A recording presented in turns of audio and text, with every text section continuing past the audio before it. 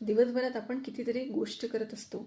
जी आपल्याकडे वाणी आहे, जी निसर्गाने दिलेली, त्याचा आपण वापर करतो. आणि वापर करत असताना कितीदा आपण खरं बोलतो, खोटं बोलतो.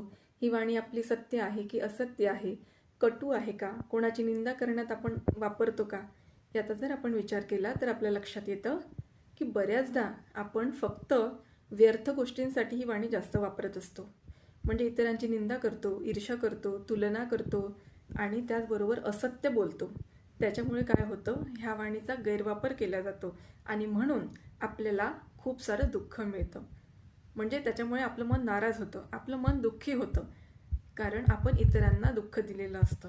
म्हणून या वाणीचा आपण खरंच चांगला वापर करत आहोत का, याचा जरा क्षणभर थांबून विचार करूया.